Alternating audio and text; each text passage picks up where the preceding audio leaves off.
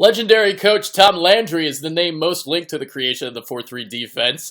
He came up with it in the 1950s while he was the defensive coordinator with the New York Giants as a way to stop the great Jim Brown. In today's NFL, the 4-3 is the preferred alignment by most teams despite the rise of the 3-4 over the last decade. And speaking of the Giants, no team has made more noise on the defensive line than the G-Men.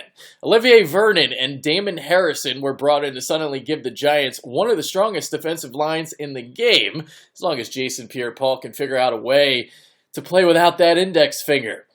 We'll see if the additions make a difference to a defense that was beyond awful in 2015. Heading into his third season, Khalil Mack is already a star. A shining, glistening star. And he's the number one 4-3 defensive end on my list. Although he could play some outside linebacker too. He's the first player in history to be named an AP First Team All-Pro at two different positions. He played everywhere on that defensive line too, lining up on both defensive end spots as a defensive tackle and even a nose tackle at times. The guy is a flat-out beast. He was second in the NFL with 15 sacks and had the most tackles for a 4-3 defensive end with 77. His first step is explosive, and power allows him to push blockers backwards. Mack also defends the run exceptionally well, too. He sets and holds the edge, doing so by bursting out of his stance with power. He also does a great job of pursuing backside runs due to that speed, due to that athleticism. Ziggy Ansah is number 2, and he's a guy whose potential is unlimited. I don't think he's reached his ceiling yet. He had 14.5 sacks, which was third in the NFL. Like Mack, he's a freak of an athlete. He has the speed to get around the edge and the strength to power through a blocker. I mean, it's crazy because this guy is still a bit raw and learning the techniques of a defensive end. As a run defender, he uses his strength, length, and physicality to fight through blockers. And like Mack, he does a great job at chasing down runners from behind. Michael Bennett checks in at number 3. Last year was the first time in 8 years that he's put up a double-digit sack total, but that sack total has also been a bit deflated. The reason why he hasn't gotten to the quarterback more is due to how opposing offenses attack the Legion of Boom. Most of the time, they'll utilize a short, quick passing game. That makes it hard to get to the quarterback. He had 57 hurries last season according to Pro Football Focus, and that led the NFL. As a pass rusher, Bennett can disrupt and get pressure as either a 3 technique or a defensive end. He's powerful, plays with leverage, and very quick off the snap. The guy can be straight up unblockable at times. He's also solid against the run. He uses that aforementioned quickness to get off blocks and make tackles. Robert Quinn is number 4. While he hasn't gotten back to that form of that insane 2013 campaign where he posted a Rams record 19 sacks, he's still one of the better defensive ends in the game. He had 5 sacks last year over his first 8 games before missing the rest of the way with a back injury. Quinn is an explosive speed rusher who possesses outstanding flexibility. He has natural hand, foot, and lateral quickness. He has power. He has length. He has good technique. He's the prototypical pass rusher. His primary role on that Rams defense is to get after the quarterback, but he has the ability to stop the run as well. His quickness off the snap makes it very hard to contain him. He also has the power and quickness to hold his ground against linemen, disengage, and bring down the ball carrier. I've got Everson Griffen at number 5, back-to-back double-digit sack totals over the last 2 years for this underrated defensive end. He pushes tackles back with ease using that great power he has, but also has the athleticism and agility to change directions. He's also relentless in his pursuit of the quarterback, so this guy works hard and he's got talent. He's a stud. He uses that speed and strength effectively as well against the run, pushing linemen back and using that speed to make plays down the line.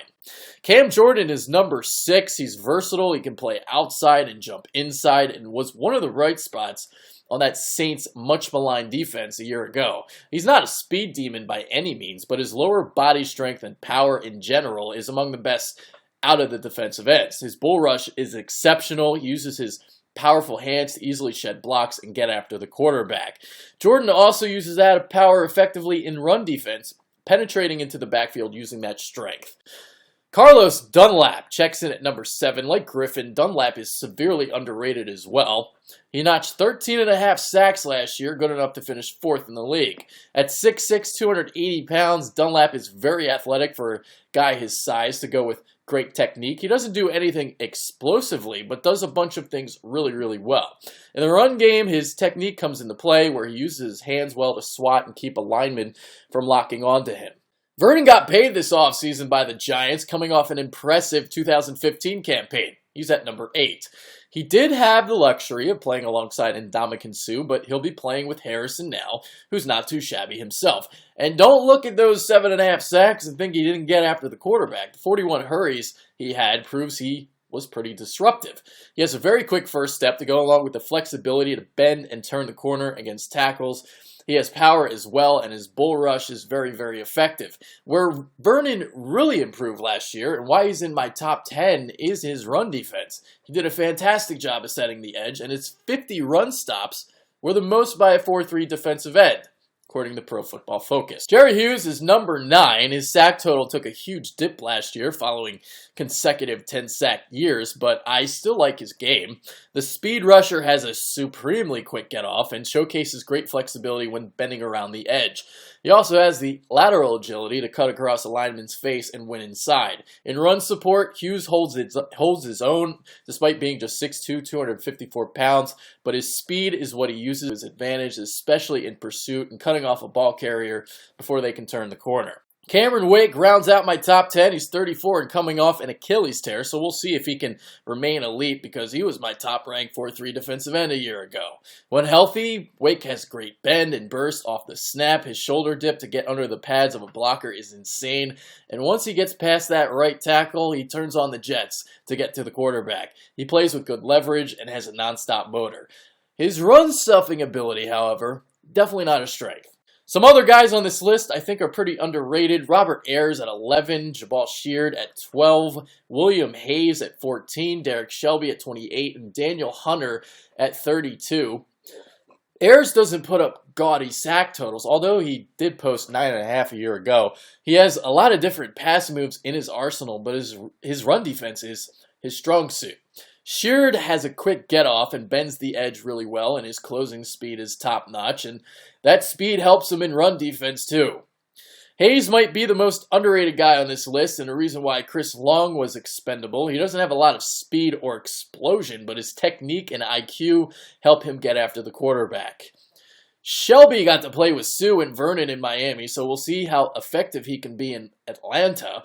He's a lot better as a run defender than he is a pass rusher. Hunter was a third-round rookie last year and improved more and more as the season went along. And if there's a guy that's going to make a huge leap in my rankings this year to next year, it might be Hunter. As for the Eagles, Connor Barwin is 21st, Vinny Curry 22nd, and Brandon Graham 26th.